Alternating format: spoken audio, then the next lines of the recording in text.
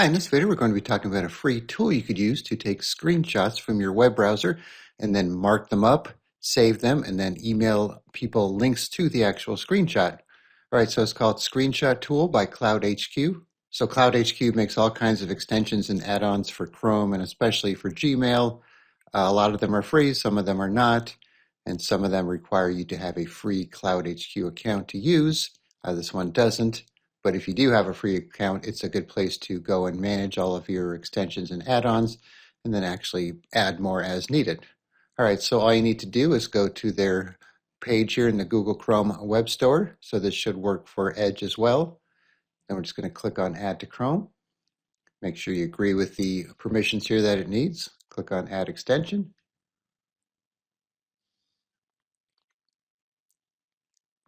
All right, then it'll open another page here that kind of tells you how to use it. So we'll close that out, and we're going to be using it on this PDF file, which is in a web browser. And of course, you could use it on other web pages as well. All right, so the first thing we're going to do is go to our extensions and pin it so we can access it easier here. All right, so when you click on it, you have several options. You could capture the desktop or window. So when you do that, you could pick which tab you want, which window you want. You can see it even shows the Edge window that we have open here, or the entire screen. Then you have the option to capture the visible page, the entire page, selected area, upload your own image, or you could do some time captures, and then this will take you to your dashboard if you have an account. All right, so let's do a selected area here. All right, so just draw a box around what we want here. Click on Capture. So it'll open it up in a new tab here. All right, so I'm recording at a low resolution, so things are looking a little blurry. So one thing you need to keep in mind here is when you go to quality here, if you set this to something lower and then go back and do another screenshot, it's going to keep that setting and it's going to look really fuzzy. Unless, of course, you close your browser and open it again. So just make sure you have this the way you want it or don't change it at all. And of course, you could come here, change the size too if you want to shrink it down or put in your own actual aspect ratio. All right, so we have several tools up here. So this one here will actually let you move your objects, reset your picture, change the color of your tools. So here's a crop tool, for example. Let's say we want to get rid of this extra little bar at the top that we didn't mean to capture.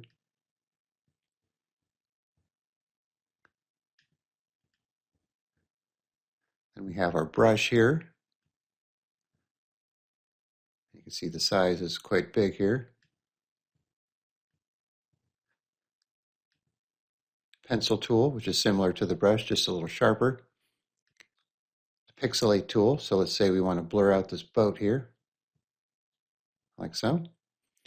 Then we could draw boxes, and then stretch them out, rotate them, arrows. And of course, you could change the colors for all of these as well. And then if you go to the tool size for these too, you can see it changes that as well. Then you could add some text, like so. And of course, change the color for that as well. Highlight it. You can see here, once you add the text, you change the color, it's not going to change it. So we'd have to select it, delete it,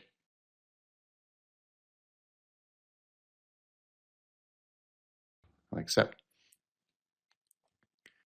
And this feature is nice here too. Let's say we've used a circle.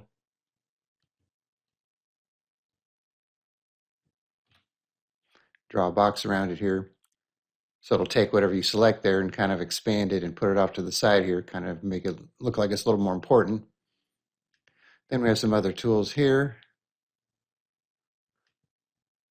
Let's say that she's okay. Of course, you could resize them and move them as needed. Then you have some download options if you want to download it right on the spot here. All right, so let's say you're done and you want to share it. Click on Done.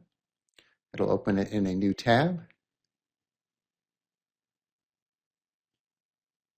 like so. Then you could copy the link to the clipboard, edit it again, save to. If you want to download it again from here, save as PDF, put it in one of your cloud accounts here, share options. So let's say we just copied link to clipboard and we emailed that link to somebody and they opened it. So we'll just paste it in here. So that's what they would see. And then they have some options here to share it, download it as well. Then it also gives them an option to download the tool if they want to use it. All right, so let's get rid of this here.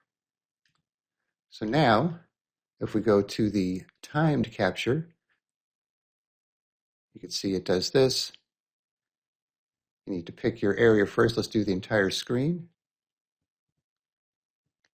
Now you get a little countdown. So let's say you want to get to this menu here before it takes the picture.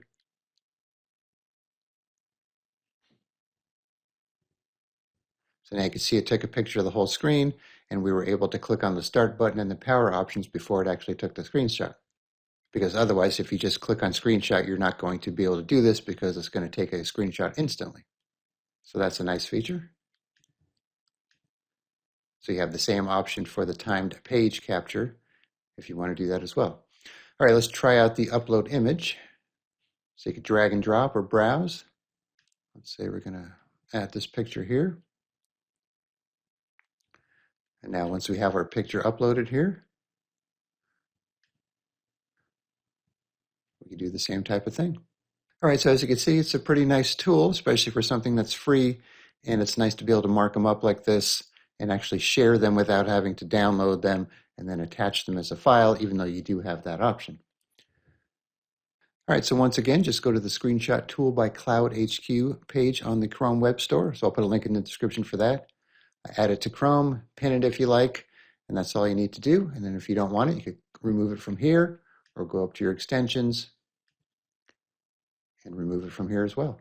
And if you go to Manage, you can see you have a couple options here. A lot of these extensions don't have too many options. You just have the one to pin to the toolbar, allow an incognito mode, allow access to file URLs and collect errors. And you could also remove it from here.